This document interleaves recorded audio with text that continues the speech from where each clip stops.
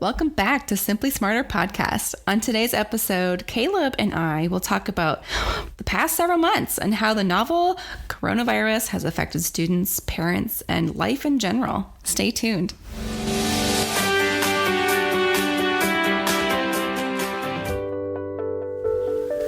Welcome back. Hello, everyone. How are you? Hi, Caleb. Hi, Jill. What's going on? It's just been a few minutes here, you know. Oh my gosh, yeah. It's really been something, hasn't it? Yeah, what a crazy couple of months. Yes, for sure. Yeah, three. Emotion roller coaster. It has. It could be happy, sad, grumpy, mad, really all in, a day. Right. 10 minutes. Right. A few minutes. Man, it's kind of wild. I know. But here we are. We are. Back to podcasting a little bit. It feels good. It's kind of some normalcy, right? Yeah. Everything for us in Kansas kind of started opening up last week, the week before. Yeah. A couple other, places started opening up yesterday. Right. So it feels good. Kind of nice to see kind of that optimistic but still cautious, that kind of thing going on for me at least. Yeah, me too. It does feel good to get out. And I think the more you get out, the more comfortable you are as long as you're taking those precautions and being careful. Yep. But it does feel good to see some more neighbors and some friends and to have, just some socialization. Yeah, for sure. We got an invite from one of our neighbors, and like basically our entire block went over to somebody's driveway this past weekend, and just kind of the opportunity where we just sat in a giant circle and just talked and caught up and just see what everybody's been up to and how they've been handling it. Did it feel weird? Fun. It felt very weird. Should we be doing this? It felt really weird. In fact, like some of the neighbors, like I haven't seen, because again, in winter, sometimes you just drive right into your garage, close the garage door, stay warm. Yep. I hadn't seen them for months. So crazy. It was fun. It was good. Yeah, it is good. And the whole social distance. I mean, I wish they would have said physical distancing. That terminology, I think, was a total bust and misnomer. I said that from the beginning. Like I was just so frustrated with that term because you need to be as social as you possibly can. Yes. Just keep some distance, physical distance from people. Absolutely. And it was so hectic to begin with. Don't you agree? I mean, it was just so fast and really hectic and just kind of a blur the first couple of weeks and trying to figure everything out. And especially for our students, what that looked like. Right. I mean, school being out all of a sudden. Oh my gosh. Yeah. That was pretty wild. Going into spring break and then definitely not going back. Right. It was bizarre. Kansas was the first state to cancel school statewide in the country. So that we kind of led the way, for better or for worse, in that way. Yeah. And kind of sad. I mean, our kids didn't get to say goodbye to their teachers. No field day, for elementary school kids, no field day. All those really fun events. Yeah, that everybody looks forward to. And for sure. Yeah. On a personal side, my stepmom, this was her final year teaching. Oh. So what a way to go! Like your final months in your career, and here she is. Did they do anything special? Did they do like a drive-by parade or anything? I'm not aware of anything. She lives in Colorado, so things are a little bit different there in general. Yeah. But I just felt bad. I mean, even like clearing out her classroom for the year, where everybody else, they have 4 hours over like a 3-day span total. And most of them are just kind of cleaning up and putting stuff away. But like she had to be out of the classroom. So she was just like throwing stuff away. Man, and I would be so emotional. I felt bad. Yeah, no kidding. I was emotional throughout, most of it. But especially when they did drive-by birthday parades. Oh my gosh. That was cute. Yes, we had one for our neighbor. She turned 15, and at 5:30, all the neighbors came out on their driveways, and this is in end of April. Came out of their driveways and, were whistling and yelling and happy birthday. And then the parade of cars came by too, and they were like throwing cards out the window and presents. And I was like, oh, this is so nice. This is just so sweet. Adorable. Yeah. I can attest, having a COVID birthday was not the most fun. Yeah. But That's all right. Yes, yeah. So my older two kids, they were at the very beginning of March, so they did get their birthdays. Snuck them in there. Yes, but then little Jack, April 29th, so he didn't really get one either, but we made it special. I made a really nice Hulk smash cake. Oh, I bet he loved that. It was amazing. He really did, and he got Hulk smash hands, so awesome. He's all about it. That's fantastic. He's 5, so he loved it. But kind of coming out of this, it feels good. But then even looking to the future, what does that look like? And that's a little nerve-wracking as well, since there's so many restrictions, and what the school year might look like next year. Who knows? At this moment? And it's just like everything during the pandemic, it could change in the blink of an eye. So, well, let's talk about our students. We're going to kind of break it down into 3 parts today while we talk on our podcast, but break it down into students, parents, and then Get Smarter Prep. What kind of everyone's been doing and how everyone's been handling the situation. And let's start with our students current first. Students, for sure. So it was kind of interesting. Kind of mid to late March, the ACT came out and said, "Hey, we're going to leave it up to the test sites to decide if we're going to have the ACT on April 4th. Well, 2 days later, they're like, actually, it's not canceled. Yeah. All done everywhere. So from there, we had to, we worked like crazy to help our students kind of get switched and ready for the June test, which is coming up pretty quickly now. It is, yeah. So that was one of the big obstacles early on. In addition to that, the LSAT canceled a lot of their tests. The SAT canceled their March and their May and their June. Oh, man. So there's been a lot of chaos going on in that realm. Yes. It's been interesting how some of the grad tests are kind of making an adjustment where GRE is allowing for at-home testing. Okay, I have a student that I'm working with right now. She's kind of preparing for that and just kind of worried about her Wi-Fi going out in the middle of the test and things like Wouldn't that. that be horrible? She's kind of nervous. And then the LSAT actually also did something similar. Yeah, so. And that helps out a lot. I mean, you can still kind of keep have moving this plan forward. of action. Yes. Yep. There's nothing worse than having this big plan for that next step, and it's coming up quickly, and you have to do it, and oh shoot. Yeah. What do I do next? So I'm glad that they were able to make that adjustment. Yeah. So the April students that are pushed back to June, did they just stop? Did they do online tutoring, web-based tutoring? Yeah. Did they just take a break for a second? What did that look like? So it looked a little bit different for everybody, but generally speaking, we ended up taking a full 3 or 4 week break for everybody, just because we just genuinely believe that the best thing for students is to prepare right up to a test date. Yep. It's going to help them get their best result. So we didn't think preparing at the end of March made a whole lot of sense for students preparing for a test in June. So we really kind of put a big pause on everything and helped them reschedule. When we did come back for about a full month, actually, we were completely online with our students, helping them virtually, one-on-one video chatting.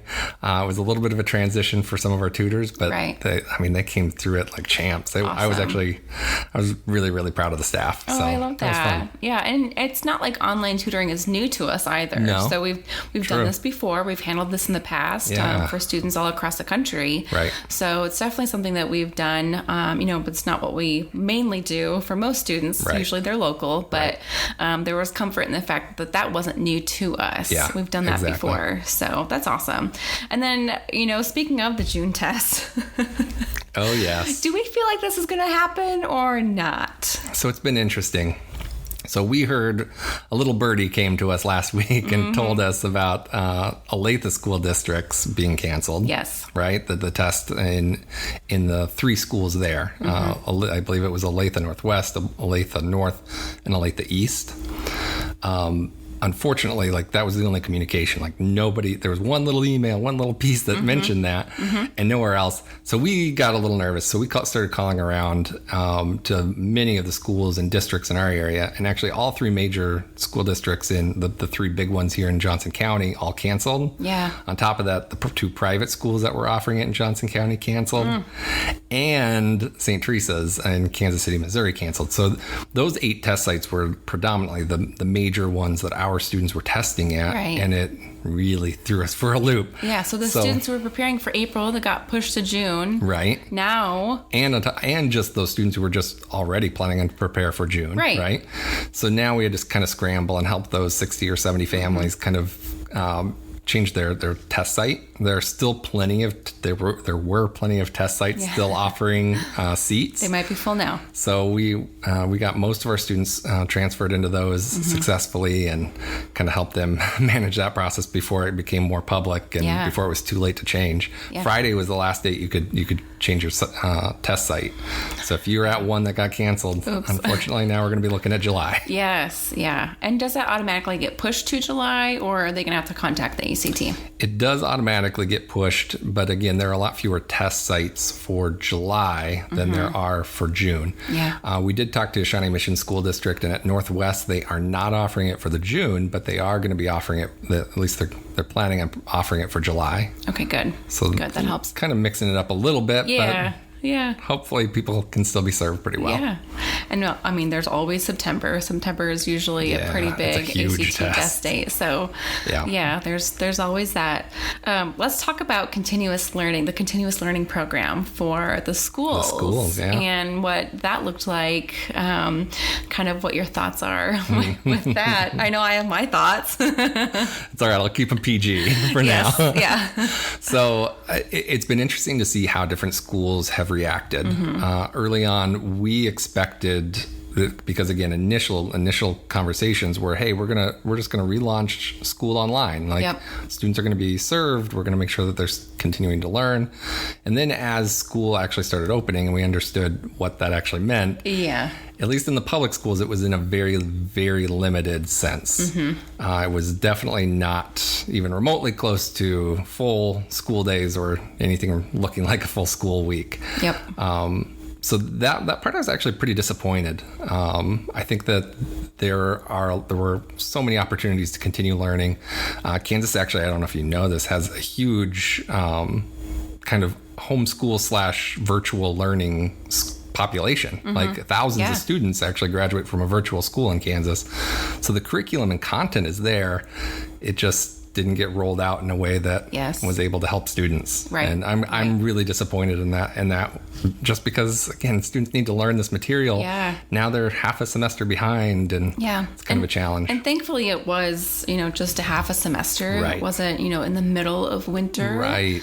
It could have been so much worse. And even just, oh my goodness, even just the weather has been actually in Kansas, like pretty good throughout the whole thing, which is a saving grace. But I mean, I have for parent sanity in particular. Yes, right. Exactly. Send the kids outside for a minute. But I had a preschooler and a second grader and a fourth grader. How do you handle all of that? It was nuts. Right before, because they didn't roll out continuous learning until March 31st. Right. So, in between spring break and March 31st, that was 2.5, 3 weeks. So just kind of trying to figure out what was going on, trying to stay sane, trying to find things to do for the kids. I mean, you can't play with anyone. You don't want to go anyplace. There are stay-at-home orders. So, just trying to entertain 3 little people is a lot. And trying to do reading with them and some school and some math and, trying to get them in somewhat of a schedule. Right. Before... we get this continuous learning plan. But I do have a neighbor down the street, and she's in the business administration for the school district. And it was interesting talking to her because, they know that in the household with kids, there could be 2 adults, 2 parents that work full time. Right. And how are you supposed to teach your school or teach your student, new things and new things every week, let alone, maybe every day. Right. While trying to keep your job and get, stay on top of things and stay sane as well. And multiple pieces of curriculum, right? Yes. Like you said, preschool and second and fourth. Yeah. So they made it pretty easy. And for me, I was okay with it because they are so little. I mean, it was like, okay, let's do this, and then we'll do some reading on top of it, and let's have craft day and writing. We're going to write letters to our friends and family, and So you really had to get creative. And there were also a lot of programs online that were really interesting that were not really available before. Yeah. Or maybe we didn't know about. Right. And so it was really fun to kind of pick those up, and everyone, was all in this together, trying to figure this out. So it was, it was an interesting piece of it, but yeah, we're done. We're done with the school this year. Please don't ask me to do it again next year. I did find I had my perfect plan. I had the schedule. We're having school in the morning. We'll take a little break for lunch. We'll go outside and play for a little bit, and then we'll come back inside and watch a movie or a show for a little bit before dinner. That didn't work so well since there are 3 different ages. Right. And my husband works full time, and so it was, he tried to help when he could, but it's hard to teach a 2nd grader and a 4th grader and a preschooler at the same time. Right. So I found it helpful to do, one student at a time and send the other one in their room to play, Barbies or whatever for a minute. You go in your room and play Legos. Right. Your turn. Right. And he actually teaches a little bit, different population for sure, but all of a sudden getting thrown into teaching. Yes. I'm not sure that was your favorite. I know. What did you think? He said he didn't mind it. Okay. I am not a natural born teacher. So that was kind of like, oh man, this just solidifies why I didn't choose teaching as my profession. Right. So. Marketing, yes, please. Yes. Can I just be creative here? Let's have art. And now we're going to go on a walk outside and look at the beautiful scenery. I love it. Oh man, it was something. For sure. So there were a few schools, it was interesting, where they actually did concurrent learning, where like they had to log in at a certain time and actually sit in class virtually. And most of the private schools, is that right? There were a couple private schools that did it that way. Yeah. And then a couple private schools basically you had to check in by a certain time each day and then just do all the assigned work for the day. Yeah. And it was a little bit more involved. I've heard mixed from students even in that regard, but it was still a lot less than what they normally do, but I think it was a little bit better balanced. Yeah. Well, I mean, that's good to hear then too. Yeah. But yeah, oh man. And what about, the class of 2020? They kind of got gypped, right? Oh, I know, right? Well, as a graduate of class of 2000, that was a cool year. So 2020 was supposed to be kind of the same idea, right? Yeah. And I do feel bad for them. I know. I do too. There are some giveaways. So, true. Yes, Pizza Hut I saw was giving away free pizza. Krispy Kreme giving away free donuts. That's kind of a win. Yeah. A little win. A little. I know. I felt bad for them though. That is a big deal. Yeah. To walk across the stage and get your diploma. Yeah. Well, actually, there's no diploma in there, but right. Joke's on you all. Yeah. Right. But yeah, it is a big deal. I have heard that there may be some school districts, especially kind of the smaller school districts, that are planning on doing some kind of event in late summer or something like that. Or some colleges are doing it in August or September. Their celebrations and graduations. Well, so there's some out there, but it still would be different. It would it would still be very different. But I'm glad they're still doing something. Yeah, doing something. So, yeah, it's been hard, but hopefully we don't have to deal with this next fall and next winter. Yeah, hopefully. We'll see how that goes, and even if we do, hey, we know how to handle it now, I guess, right? Right. In theory. Yeah, right? Yeah, exactly. What about the class of 2021? We've heard some mixed things there. Yeah. I think this is one of those pieces where there's just so much change and so much information that it just leads to so much misinformation. We've heard from a number of our families who have heard something from either a guidance counselor, from somebody who lives down the street or whatever it may be, that it has like a half truth to it, but it's not actually fully accurate. Yeah. So we've been trying to help families kind of manage that process and better understand what that's going to look like for their student. So we've seen that maybe I don't know the exact number off the top of my head. I'd have to look it up, but there were roughly, let's call it about 10% of schools, maybe 8 to 10% that were test optional going into this COVID process.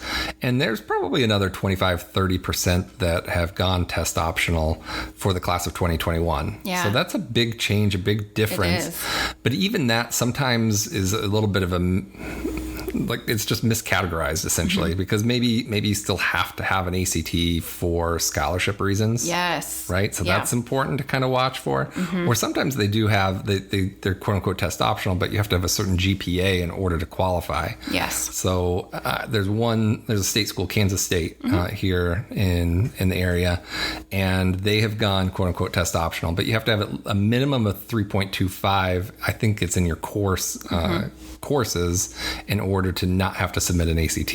Yeah. So that's a little bit different. And then, of course, scholarships are still based upon ACT and GPA. So, exactly. I mean, I'm not sure of anyone who goes to college and doesn't seek out scholarships. Yeah. Who turns away free money? Not me. Right? Like, I don't... I think I applied for Why not? all of them that I could. Exactly. Yeah. Exactly. Yeah. So yeah, that's an interesting piece. We'll see how that all plays out. It's going to be an interesting year, though. That's for sure. Yeah, exactly. And we've had to adjust as well. I mean, we had to kind of close down the offices for a while. Right. We've moved to online tutoring. Even our at home testing. Yep. Yeah, our you were just getting practice to tests. it. Sorry Yep. about that. Are online. So we sent those to students, and they were still proctored. Right. Online. So you still have to have a computer with the camera and the test. So. And we're still offering those services. Again, about 80% of our families came back to in-person pretty quickly because of the measures we were taking with cleanliness and physical distancing and things like that. Yes. But about 20% still aren't comfortable, and we understand that. Yeah, so absolutely. they're still meeting virtually. And again, I sent out tests for 4 students this weekend. Yeah. So they're still testing from home, things like that. So. Yep. And we can do scores backs online as well over the phone. So there's really not an issue of, continuing to prepare for the ACT. And we have so many options available, no matter what your level of comfort is. Yep. So what do you think this would look like for next year? Just kind of a continuation of what we're currently doing. What do I think is going to happen in the schools, the school district? Yeah, and how that affects us My own as predictions. I remember you said you were keeping it PG. PG. All right. I actually think that school will look different than it did in February, but I don't think it'll look like what it looked like in April. Yeah. If that makes sense. Yeah. I think that the students will be back in a classroom. I think that there will be more physical distancing measures. I think there may be some certain classes, whether it's choir or recess, may look a little bit different. Oh man, or those things kids like need that. to get out. I know, right? But again, maybe they can play. They just can't play on the monkey bars, or maybe they can't play with the same ball, or I don't know what it's going to look like. But hopefully there's more data and more information by then. Yeah.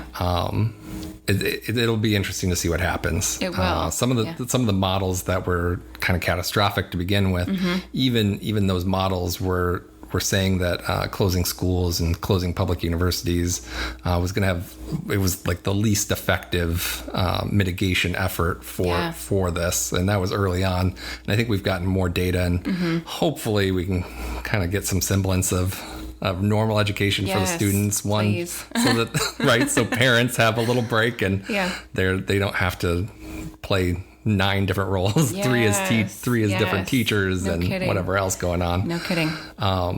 So that's kind of my hope. Now, again, I have no idea. Again, I do think that there will be more students going to doing things online just in general. Maybe there are different classes even in the school where they're meeting virtually with teachers, because some teachers are kind of in a risk pool, right? So they're going to have to keep safe. And then on top of that, I actually think there are going to be more students moving to private schools. I was just going to ask you that. That's my own hot take for the day. Yeah. I've even thought about it. Right? Like again, it's a challenge. It's an extra financial burden for sure. But again, if your student is continuing to get educated and moving forward at a little bit better pace, I think that they would be a consideration I would make, at least. Yeah, no kidding. I agree. Yeah, that was funny because that was my next question. So I hope the private schools are preparing for that. Right. Yeah, we'll see what that looks like. Yeah, exactly. Oh my goodness. Okay. Well, what else? Anything else that we haven't really touched on, or?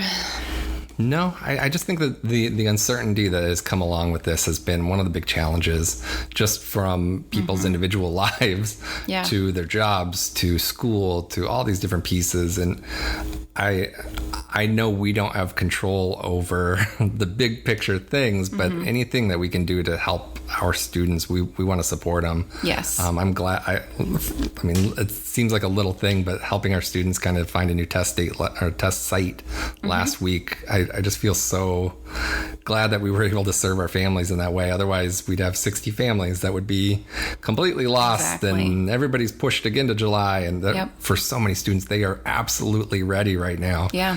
And my heart would have been broken especially particularly for a couple of my students that I know that are they are clicking right now. Yeah.